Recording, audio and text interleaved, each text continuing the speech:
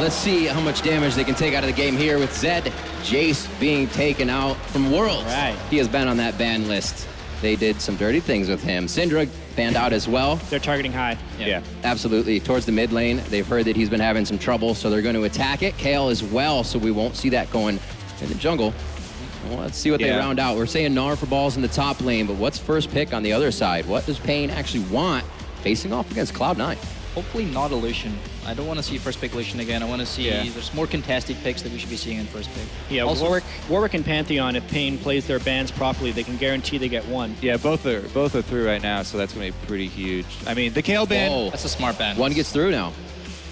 So Cloud9 could let both through. Like, if you don't feel too scared about playing against Warwick, that's true. Warwick still has the same problems that he always had. You can stun him and get him off whoever he just ulted. As long as you run like a buddy system and you always have somebody next to your carry people with a CC, then he's not going to be effective. If you immediately knock him off, then again, he's just this kind of auto attack only champion. He makes very little meaningful choices. So Yep, and we do see that is the case. They leave both up, Pantheon.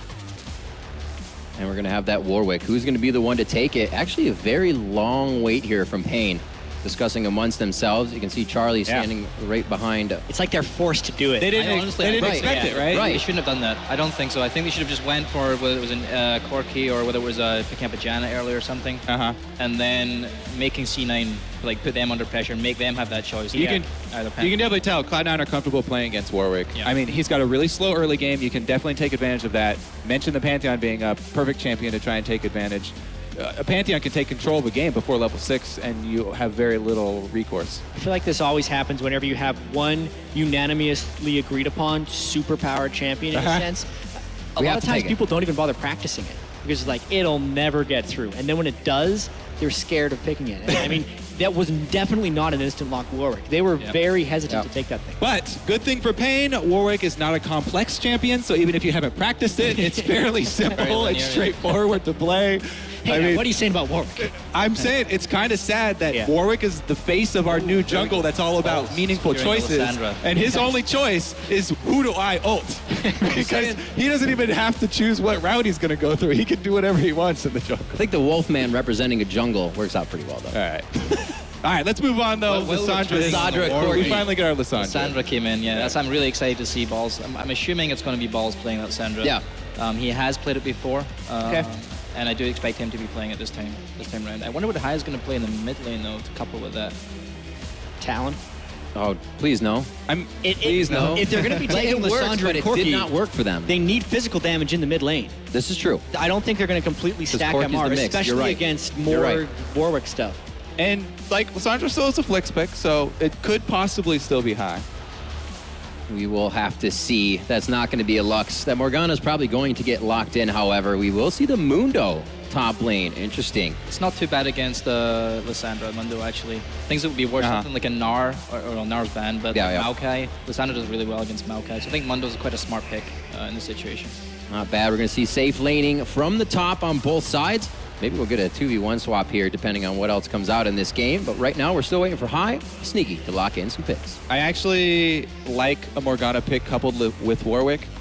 Because if you actually Black Shield the Warwick instead of your AD carry and you use your Black Shield offensively, then the whole simple solution of knocking him off of your carry becomes a little bit harder. And you have to sit through a whole Warwick ultimate. If he's got the Skirmisher's Smite, then that is a ridiculous amount of damage. That's what SKT did actually a couple of days ago. They had the Morgana support and the Warwick jungle on Bengi as well, and it worked really, really well. Well, Warwick, the paiN game coming out for them, paiN Gaming. Hai still waiting. They're taking quite a bit here. The discussion between Sneaky and Hai of what they want, and Meteos is going to go with Lee Sin. Not something he picked up when we first saw him playing, but definitely became amazing on it throughout the seasons. He did. I'm actually very surprised that it's just taking Cloud9 so long to make those picks. Before you had the coach in the huddle for picks and bans, they would almost always do the instant lock-ins. Now that they get to discuss things more freely, they're taking their time. I do like, that being said, I really do like the Thresh just because he has two ways to disengage Warwick if the Black Shield is not on him. A lot of control to be brought to this game. Also going to have to maybe find a Twitch if it does get locked in here by Lactea. He may be switching over for a bit more front end burst damage on this one if you can get Graves locked in. And we will see down in that bottom lane, Morgana Graves, a lot of time being taken by both teams to lock these in. It seems that they're not really sure what they want, but they have to discuss it between everybody, make sure it synergizes with the comp, and then they'll take it. As far as champions to pick against Warwick, Lucian and Thresh are really strong. They are two of the best combos when trying to counter jungle, get stuff done, and escape efficiently. The amount of wards they can throw, the amount of just massive mobility and catch they provide together is great at shutting down a Warwick. That's, I think, the main reason we would see those two picks combo together. If you just look at general team fight champion strength, yeah. Cloud9's looking pretty weak when you compare it to paiN, but I think they're definitely going to make up for that with some really aggressive in-jungle invade play to just not let Warwick get to spots. Yeah. At this point in time, paiN Gaming actually does look pretty scary. If the game does scale and go towards late game, with a Warwick, a Morgana, Mundo, Graves, Ori, they scale really, really well, all 5 of them. So I think C9 really needs to put that pressure on Sustain Jet, put a lot of pressure on early game, make sure that Warwick doesn't get rolling. If they don't, then they're screwed, right? I mean, that team's really scary. Devour right now as an enchantment for a jungle item is just so efficient. Hey! So this is something that Faker or SKP did, where Faker actually played Ezreal mid, and I think they had Corki bottom. So they're running a double AD comp, which is really interesting. All right, well, Sure. it's going to be a very interesting matchup, as you say. Cloud9 versus paiN Gaming. We see Cloud take the Corki as well for the mid lane. Kobe, one more time. No. He wants to do it. Well, we just wanted to jump in because there's so much crowd control. This, by having an AD mid, you were wondering, like, they need some AD damage. Yeah. Not only do they have attack damage now, but they have plenty of that sustained damage to go with the control mage, Lissandra, who's one of the best control mages. And then Thresh has so much for the backline. It's just such a well-rounded The comp came together right at the last Exactly. And they also have that poke that they need, Corki. They have a lot of early game spike with a Trinity Force, and then Lucian as well has a really well-rounded curve. I'm worried, I'll be honest. Riv's giving you the stink eye. He wants to go. We're going to throw to a quick break right now. We will be back with our second matchup of the day. It's going to be Cloud9 versus paiN Gaming right after this.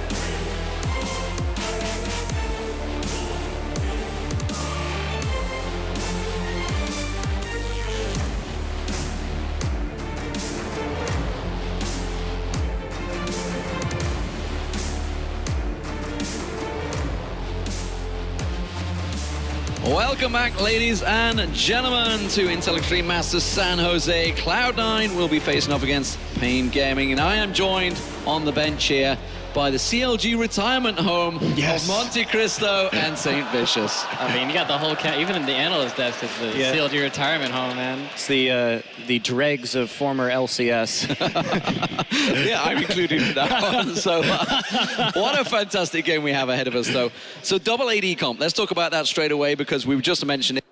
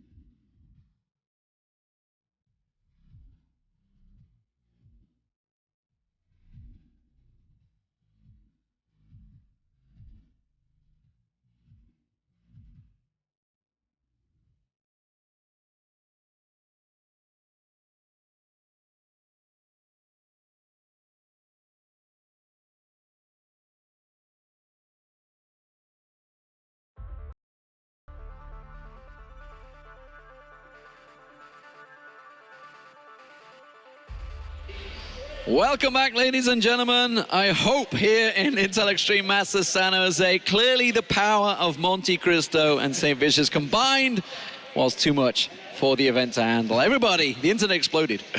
Yeah, well, as Kanye West said, no one man should have all that power, so we got a little taken away. Oh my God, you're really gonna put Wow. Kanye? The Kanye West quote. I didn't expect that from you of all people, Monty. From a wise man. Let's get back to the team comps. Let's talk about what's just happened. We wanted to talk about, obviously we saw SK Telecom running this double AD comp recently, just on Monday, I believe it was actually, over in Korea. What do we expect from this one? I think it's going to be, is it Corki or Lucian mid? Well, it's going to be Corki mid, probably. It's the old, as Sate and I were talking about a little beforehand, the old Froggen counter, playing mid Corki up against Orianna. Yeah. That's all the way back to Season 2. But it was way more effective in Season 2, though, because you could farm the wolves in the race almost instantly. You just throw the Foss Bomb in there and just, like, jack the raves, and you'd end up with, like, 300 CS at... I mean, remember all the CS records? Like, this mid laner has 7,000 CS at 10 minutes. Like, what? It's too much.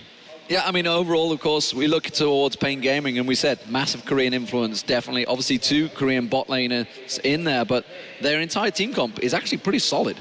Yeah, it is, and we saw Lactea play some Graves in the qualifier for this as well.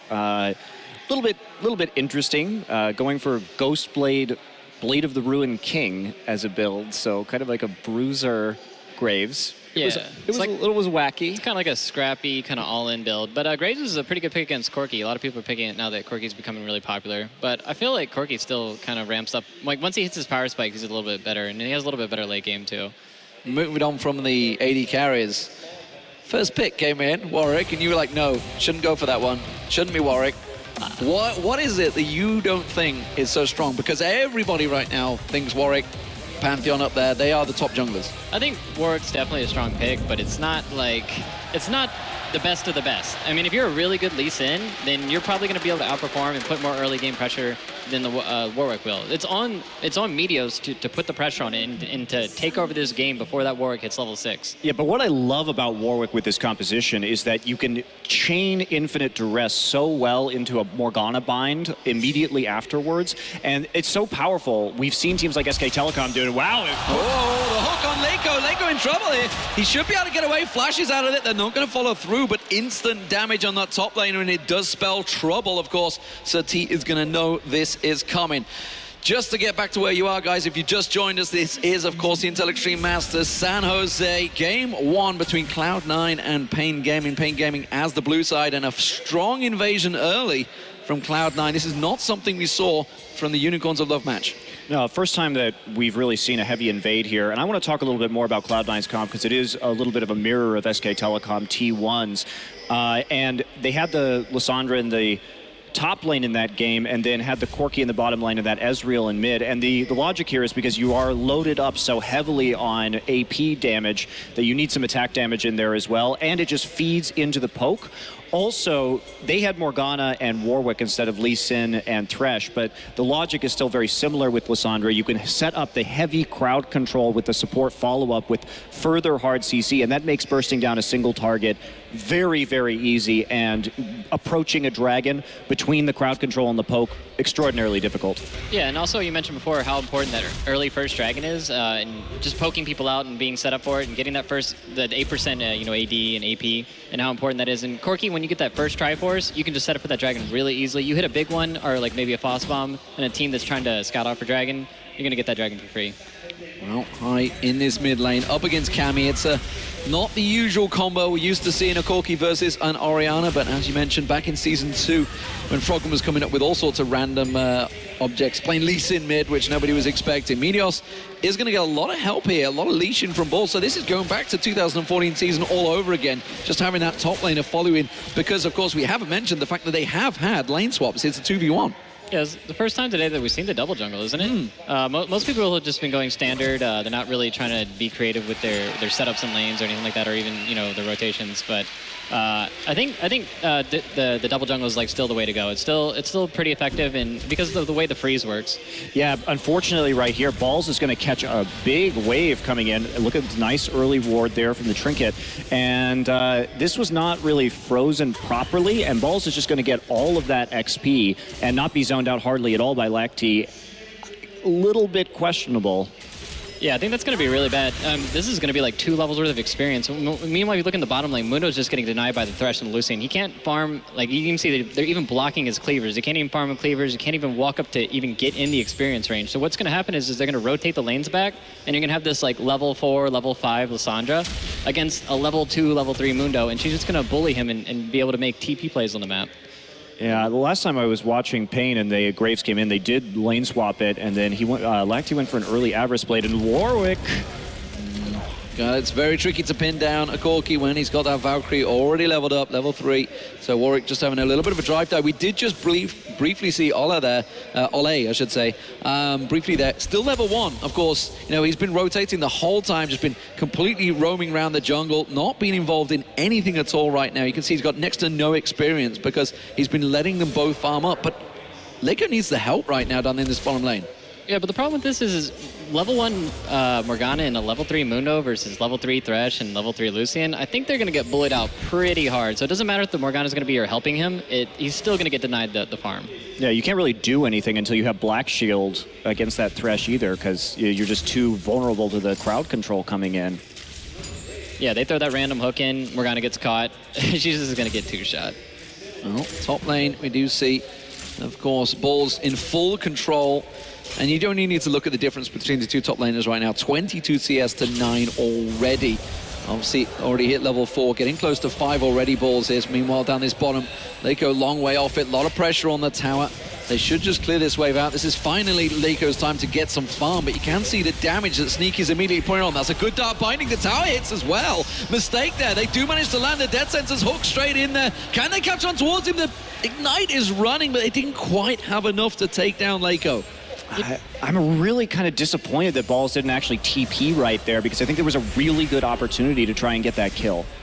You might want to save the TP just so he has it for the pressure on Dragon. I don't really... He's pretty happy. Like, he's getting free farm. He's going to have TP. He's going to have that ready. And, like, let's say they send the Mundo top now to meet that Lissandra. You see he's backing. They're probably going to rotate the lanes out. I think he wants to hang on to that TP just so he has that pressure. We'll see how it works out for him. There's Balls, got himself a big wave. Lactea, of course, just hit level 5. Ward goes out, so Balls planning on sticking around here. He is going to be a level 5 versus a level 4. If Leko rotates up here, he is heading up towards the top lane, so expect to see Lactea heading back to base shortly. You can see he's already made a purchase. High continuing to keep pressure on Cammy in the mid, and so far, out farming him. And not unsurprising, really. Of course, he's now hit level 6. Expect to see those rockets flying out, but it's going to be a tricky fight. Orianna versus Corki. It's not a straight-up easy win for High. Yeah, I'm surprised he's actually winning that matchup after that devastating level 3 Warwick gank that he had on him earlier. I don't know how you're ever supposed to recover from that. Oh boy. Well, Skirmisher Saber showing up for the first time today. Unsurprisingly, I mean, when you have 2 AD carries effectively on the same team, it's possible for Warwick to nearly one-shot them with a strong ultimate. So we'll see if that actually comes into play right here. But I do think that probably Cloud9 is going to control that well enough. They have enough peel that it shouldn't be the biggest issue. Yeah, they have Lissandra locked down, they have Lee Sin kick, they have Thresh, Flay, and Hook. I think they have a lot of ways of avoiding that Warwick ult. And a lot of what's happening now is QSS is what, 1,200 gold now? So a lot of people are going that second item. And also gives a lot of good magic resist. Like, they're a very AP-heavy comp out of paiN Gaming. So I wouldn't be surprised to see some really early QSSs coming out of the AD carries. Well, something we did see is Balls going back once again, being back a couple of times. So, of course, got that double CS in that top lane over Leko. Has got himself the second Doran's Ring along with the Amp Tome. And now it looks like Meteos is going to pay a visit towards that top lane. There's a ward coverage in the river if he needs it. He has, of course, got the... it's the Gromp, not the Gromp, it's the Raptor. Raptor, they're what they call these days. But yeah, it gave him instant vision that he knew that, of course, as soon as it pinged off, he knew there was a ward in that river, which means he's going to return back to the red buff. Meanwhile, SirT hasn't hit level 6 yet. We'll see once he gets that infinite duress whether he's going to make any ganks. Going to be tricky for High. He's going to have to get something to get out of there, because he's almost certainly going to be the target, I feel, once that level 6 is hit by SirT. Yeah, Meteos is level 6 now, and Lissandra, if there's one thing that she does, is it CCs people into oblivion, so it's going to be really easy for Meteos to set up this gank with the Lissandra. If he connects anything on this guy, he is just dead to rights. Yeah, I think they were looking for an angle, but Leko immediately hit 6 right as Meteos got into that tri-brush, which would have made things a little bit harder. Well, we do see High. Just going to dash away from that one. No panic. Something you do need for Warwick is you need someone to slow him down for you. That's for sure. You do need a little bit of setting up. I'll give you that one. But we'll see how the damage works out from it. Olleh is coming around. We'll see whether that Dark Binding manages to land and fight its target. Cammy still covering off. He's done a hell of a lot of roaming in this one. And you can see LemonNation mimicking that as well. Coming around to give the support. It is a blue buff that they are going for. Maybe expecting an invade here, but nothing is coming. We do see balls going down. He's just simply going to ward it out. And actually, it looks like a dragon rotation. Yeah, not really sure what the Morgana's doing there. She's just running straight through the lane, and then she shows up and does a black pull on the blue, and then she shows up there. So this is why C9's going for this dragon play. They saw Morgana just run over to hand off that blue. They know they're nowhere around. So this is going to be like a free dragon for Cloud9. Oh, the Dark Binding not quite landing. Little late reactions on the Valkyrie there, but that is going to be the dragon picked up. Look, Lactea close to catching it out. Doesn't manage to get it with that bookshot, but instead there's 4 members of paiN Gaming. There's the ultimate being procced from Leko very early on. Can he land that cleaver? He does. The sneak is going to get caught out. The slow goes down, but there's just not enough damage following through. Leko wants to go for it, but nobody else is on the same page. He backs away. And that was a little bit sloppy in teamwork from paiN. Yeah, and look at that too. Losing the teleport for nothing at all right there. Cloud9 just really snuck that out, and High getting kind of That arbitrarily ulted in the mid lane. That didn't do the damage. Shockwave! Oh, he flashed, tried to follow through, wasn't quite close enough. Good reactions from High there. And he does get out of it. And that Warwick gank didn't work, mate. That looked really unsynced up. I mean, he ultied. Orianna was nowhere in range to do her ball combo, and it's pretty hard to just one-shot. He still has heal up. He didn't even Valk or do anything like that to get away until like the Warwick flashed after him. So it just looked like they're really synced up or unsynced on that gank. It's something we saw, of course, Unicorns of Love. While they had that dominant performance, there was a few questionable teamwork moments, but it is early days. It is the first game of the day on this big stage here in San Jose at the Intel Extreme Masters. Ping ward down, and Balls finds that one. He will clear that out. And Leko has returned to lane, but Meteos, he's sneaking up, should move unseen, and LemonNation joining. This may actually be the first tower dive on Leko and possibly the first blood. Yeah, this is where the chain CC can really come into effect. They're going to wait for Lissandra, see if Leko moves up just a little bit more. I think he knows something's up. I don't think he's going to fall for this. It's like, yo, where's Thresh? Wait, bot lane, where's he at?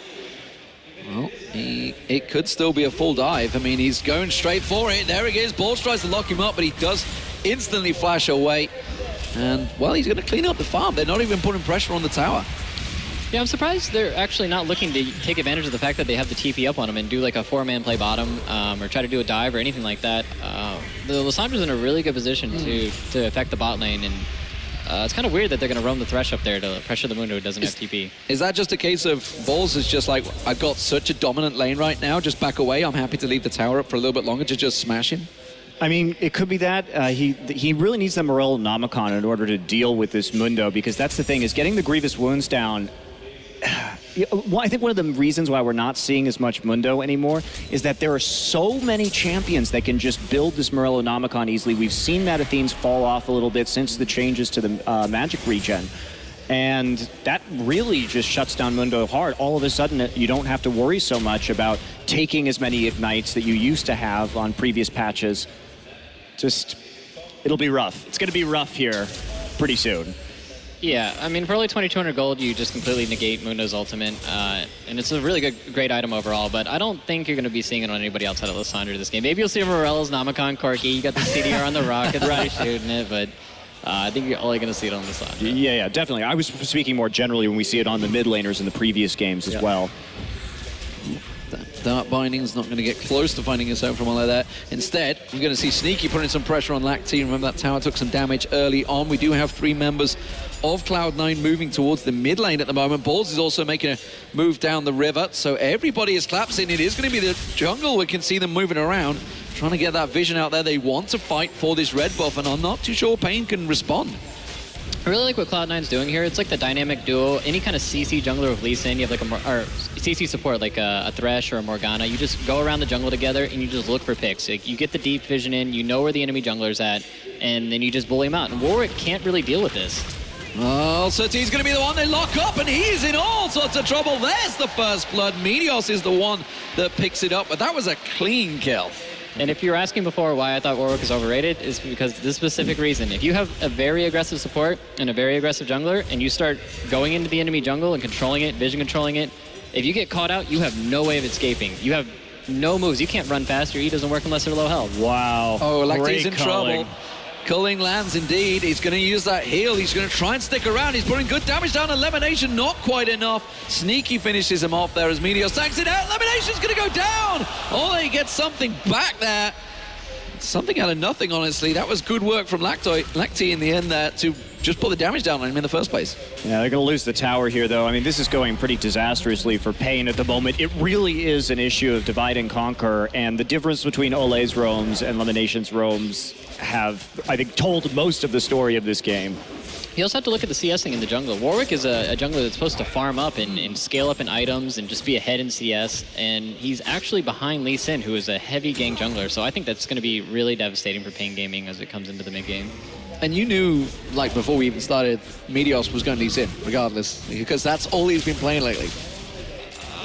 I mean, yeah, I see him a lot in solo queue. He's always been a Meteos, or Meteos has always been a Lee Sin fan. I mean, he may not be the flashiest Lee Sin player, not like, oh my god, did you see that sick, nasty, like, insect he did? No, he's a workhorse. He's gonna move around and team up with LemonNation, and LemonNation is really good about vision controlling, so that's why I like the Lee Sin pick for Cloud9 here.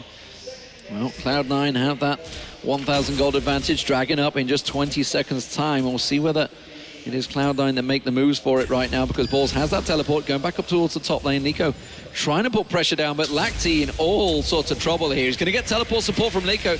They're going to try to force him out, but that was never really going to pay off for them. He TP'd just in time for Dragon to come up, so he's going to be down there for it at least. But I think they're just going to back off and let the Lissandra push top. He'll probably get a free turret off of this too. Yeah, and they still have the TP up. I mean, we're looking right now, that Mundo is mostly just a defensive teleport because Lactea had to burn his Ghostblade. He did decide to go for that Ghostblade first build that I've seen him do before on this Graves, but there is no armor right now on this Mundo, and he was getting hit really hard by this Infinity Edge Lucian. It's not really a way he's going to be able to deal with Corki now with the Trinity Force and the Infinity Edge Lucian. He cannot fight right now. Oh, some risky play from Lactea here. He's going to go for Sneaky, see if he can get the damage down. Sneaky tries to dash away. There's one shot. Is it enough? No, the ultimate misses. And now Sneaky in trouble. Infinite duress. SirT will pick up the kill, but the rest of the team had been decimated at the back there. Balls comes around and picks up a double. And now SirT on the tower. I don't think you're going to die that way, buddy. It's going to be a simple pickup. Oh, unfortunately, it was LemonNation that got the final kill, but a 3-for-1 almost certainly will lead to an easy dragon for Cloud9. Yeah, you could at least got some tower damage there while he's running around. I mean, come on, that's like 3 autos. Like, I'm like pretty disappointed with this play. LemonNation with the unnecessary hook too. Make sure that tower damage got the kill to go to him. Oh boy! Oh, that shockwave so close to paying off. One more shot. There it is. High gets the kill. And it ends up being a 4, and possibly this mid turret could well go down as well. Cloud9 picking up everything in the 16th minute of the game. And this is just why you pick mid lane Corki with the Triforce. You get that level 11 super fast, which is level 11 on Corki is a massive power spike. You will literally two-shot any squishy with a Fast Bomb Triforce proc.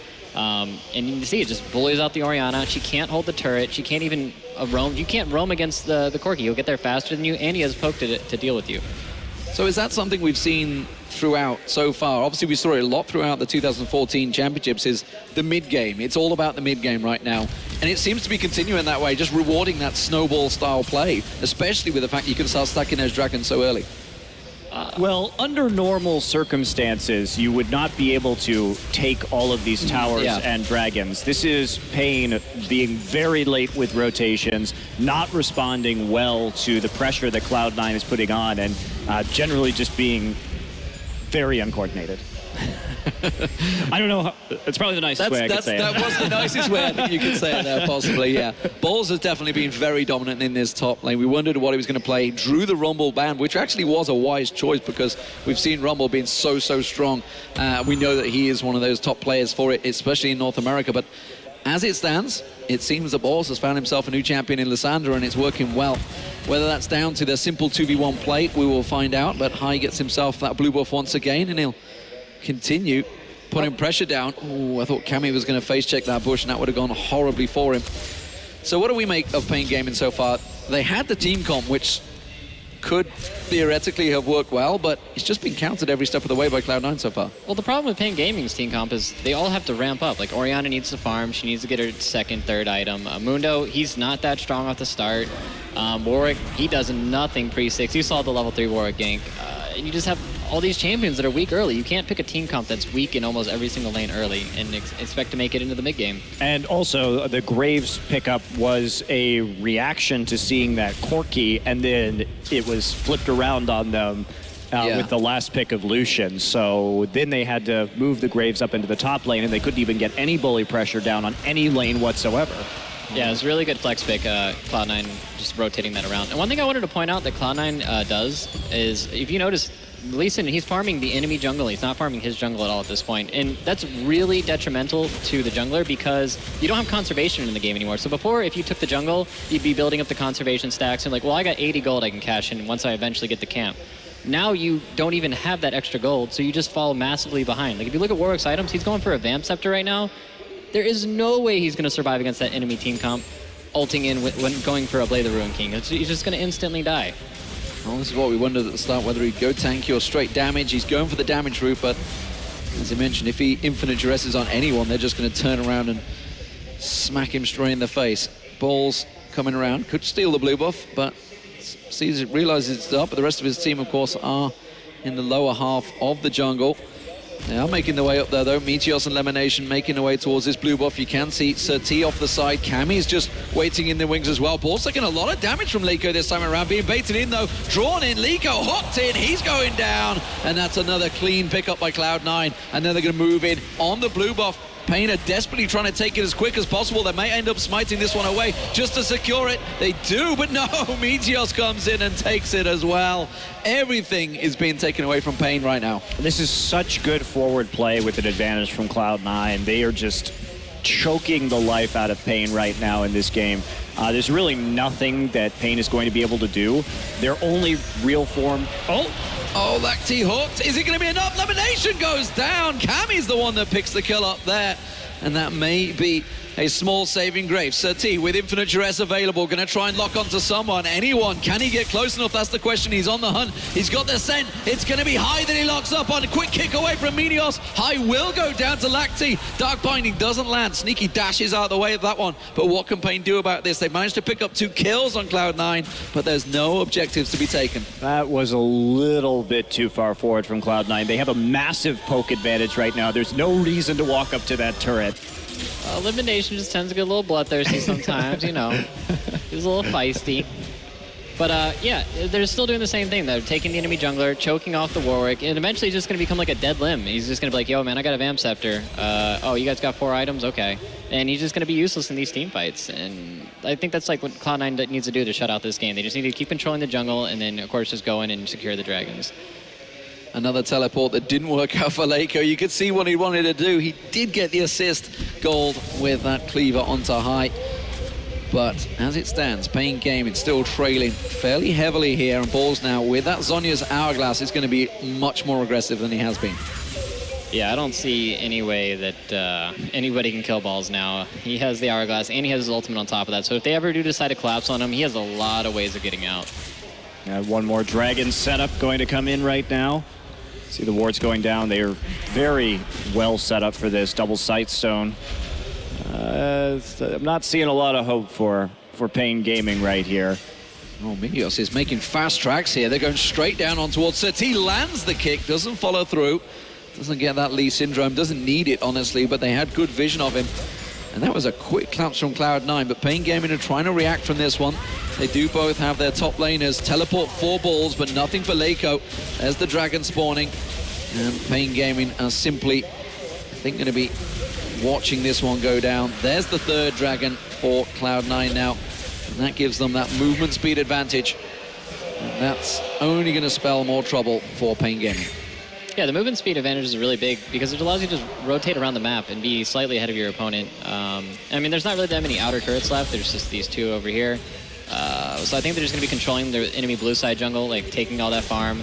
making sure that the Orianna doesn't get the blue, and then eventually just poking them out and whittling them down and taking these turrets. Yeah, what's interesting about the gold efficiency on the movement speed is that as a stat, it only has... Oh, they're going for it. It's going to be LemonNation they're focused on. They do get him down, but SirT taking so much damage from the back of that. We do see High now going aggressive. They know they've turned and used it. Shockwave pulls in Sneaky. Not enough damage, so Cammy gets kicked nicely by Meteos, and they just destroy him where he stands. Lactea, though, gets a response. SirT's the one that picks up the kill on balls, so they did manage to take him down.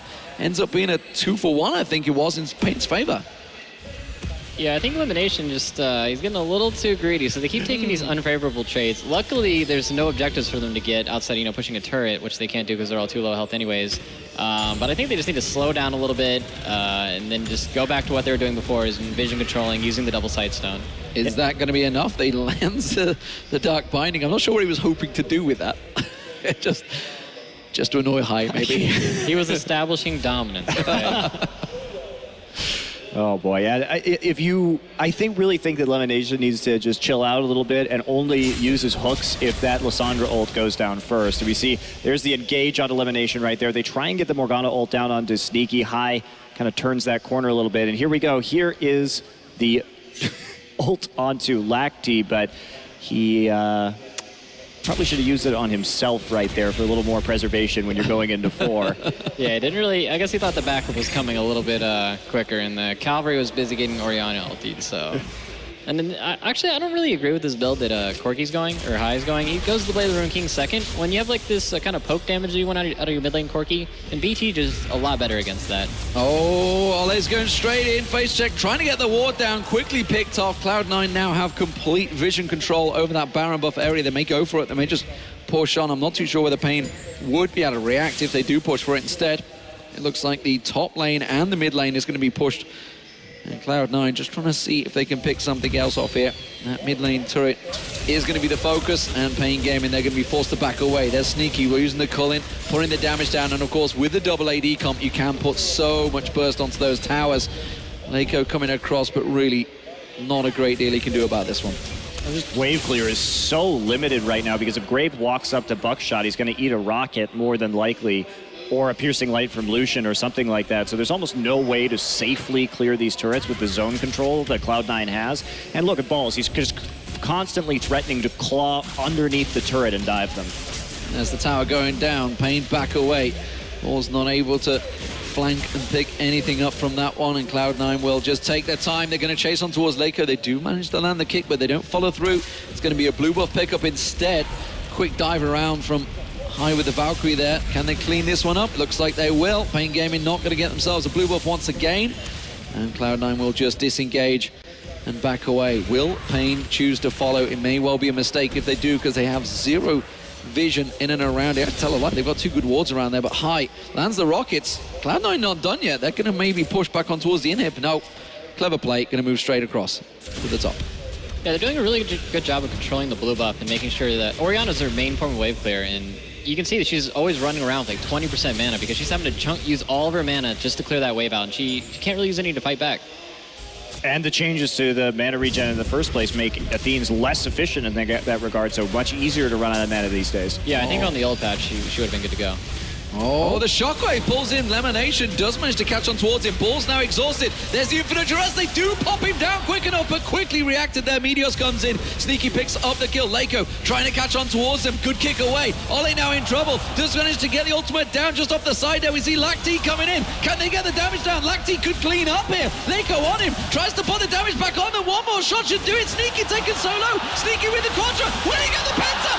Oh, he does, but it's quickly countered. Meteos gets in there, gets the triple, and wow, a 4 for 5 in favor of Cloud9. Oh, they tried so hard to give that over to Sneaky in this game, but they had to have Meteos finish it off because Lactea did end up taking out for the triple first.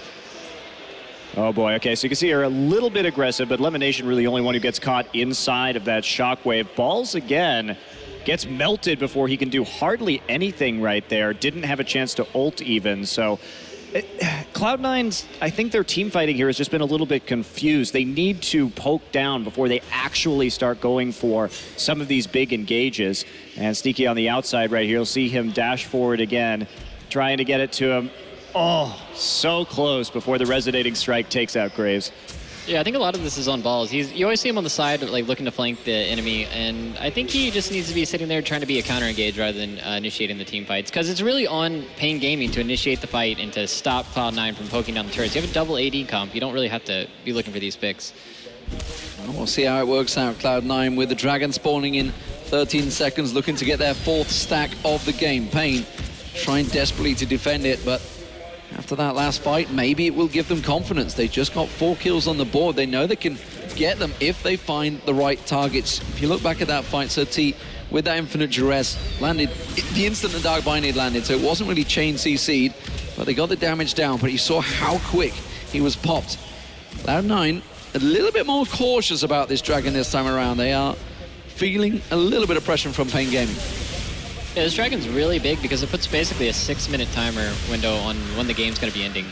Oh, they get the Hawk on SirT. Quick infinite duress, but there we go. Look how quick he goes down. Full damage build.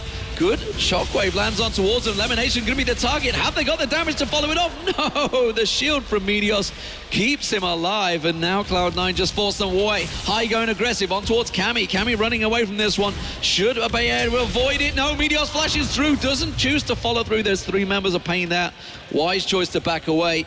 And we do even see balls teleporting to the top to make sure that tower stays alive. And it was all now going Cloud9's way. If you look at how Cloud9 did that team fight, they waited for the Warwick to come into them rather than going after them. And they really have no options because if Warwick dives in, you saw he died literally in 1 hit. I'm pretty sure like Lucian Infinity Edge crit him, he died instantly. So I think if Cloud9 keeps fighting like this, it's going to be a really rough game for paiN Gaming. I think that Balls could be playing these team fights a little bit better though. If they want to wait for that Warwick ult to come in, I think the best way to use Lissandra in this scenario is just to E forward and ult yourself just to zone off the rest of the team while your double carries force on. But LemonNation a little bit caught out. It's going to get taken down. Lactea gets the kill, but the rest of Cloud9 now claps in towards them. SirT trying to take down that little scuttling crab in that river. It will give them the coverage of the Baron, but they can't. He's got the moves. They keep resetting on him. They just managed to finally take him down. So they got vision and a ping ward in that Baron, which is almost certainly a target for Cloud9 at this stage with 4 buffs on the board from that Dragon. paiN, though, grouping up. Can they push and take down their first tower of the game? I doubt it with Cloud9. They have very good wave clear. They get a couple of shots on there, but that is all it's going to be for them. Just about 3 shots on a tower. That's tough. Yeah, paiN Gaming could somehow start getting these turret kills. They could even up, like there's 3,000 gold, global gold just sitting on the outside of the map that they can easily pick up if they could somehow just hold mid and send like Mundo off to split push. But I think Cloud9's going to be really hard pressuring that Baron. Like now they have armor on the Lee Sin, so now they can actually effectively bait it. He probably has some points in his W now, so they don't really risk too much to actually start the Baron and maybe look to turn off. Scrying Orb used. Cloud9 spotted, taking that blue buff once again. I think for the 3rd or 4th time away from Cammy. He's never had his hands on that one yet. Leko getting caught out. Look at that. Putting some sizable damage down on towards him. Still only got that Sunfire cape out. Spirit Visage, that's going to be balls locked up and taken down by SirT. Can they follow through now? Have they got the damage to lock up there? You can see Sneaky just at the side, putting the damage down on Olleh with the Culling. Does a hell of a lot, burning him down at the side, and they have got themselves a small advantage. Can they get anything from it? No, because there's nothing to be gained. And again, it's a kill with no objectives. Oh, that's just another time that Balls has just been a little bit out of position. When you play a composition like this, it does have to be very exact because you are so squishy. You lack that tankiness. And Balls getting locked up and bursted down before he can use either his ultimate or the Zhonya's Hourglass is causing a lot of problems. He needs to play further back. You know, I'm actually surprised that he went rushing the Void Staff rather than trying to go for like a QSS, because if you got a QSS, you don't have to worry about the Morgana, you don't have to worry about the Warwick, and you can actually be in these really vulnerable positions and bait the Warwick ult. The Warwick's going to ult to you, then guess what? You ulti him back, and you're just going to insta-die, and you'll be completely safe. And you have your Zhonyas to back up as well. I agree entirely, especially because there's such little magic resist out. Oh, Olleh got out there. He's going down. No doubt about that one. Cloud9 may actually start themselves off on the Baron now. We can see SirT thinking about backing off. There's the Baron start. Not a lot of vision in there for paiN Gaming. They're going to be well aware of this. That's a very, very quick Baron, honestly, with a combo team. Oh, paiN, they did go for it. That's going to get them locked up. They're going to go down. Leko doing what he can to get away from this one. I'm not even sure even the hit point regeneration of Mundo is going to be enough. Meteos comes flying through, and Balls picks himself up the kill. And now, with the Baron buff, Cloud9 should surely storm through the base. Yeah, that's what I wanted to see. Balls ulting himself instead of somebody else, making sure that he doesn't go down too quickly. Yeah, he just needs to be a front line, like a buffer for his team, so the AD carries can sit back and do damage. Because Corki and Lucian right now are doing absolutely insane damage. They will kill anybody on their front line. Mundo doesn't even have that much armor. He's like ninja tabbing his fire. Ball's actually taking very low. Zhonya's will keep him alive. There goes the inhibitor turret. Hook goes out, not going to land. And Cammy, not a lot to respond to. There's the inhib. And Cloud9 will back away. So, first inhib of the game down within 33 minutes, honestly. If you'd have saw the start of this game, you could have honestly called it within 20 minutes, but they've taken a while to close this one out, Cloud9. As we saw before, and SirT going in very deep on this one. They're just going to get destroyed round left. 1, 2, 3, and 4. And wow, that was something from paiN Gaming right there. Well, what do you do at this point? Because here, that little timer in the top left of your screen is ticking down to the 5th dragon buff, and they have Baron. And if they have Baron and the double dragon buff from the 5th level, there is no way you will hold. Yeah. It's a 16% damage bonus, everything else that comes with it. Everything doubled, of course, with that 5th stack. There's the Nexus turrets going down, ladies and gentlemen. It looks like Cloud9 will take game 1 in the series here at the Intel Extreme Masters in San Jose. It is a best of 3. It's not over yet, but Cloud9 starting out well in this first matchup.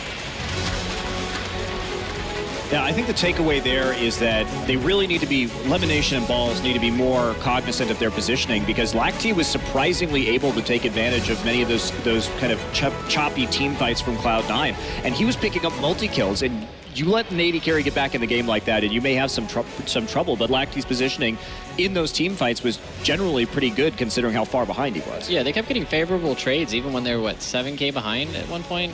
And I don't think that should ever happen. I think Cloud9 just, yeah, they need to group up a little bit better, take a little bit less risk, and of course, build a QSS if they have Warwick. I mean, for the love of God, especially if you're going to be diving into 4 people by yourself. Yeah.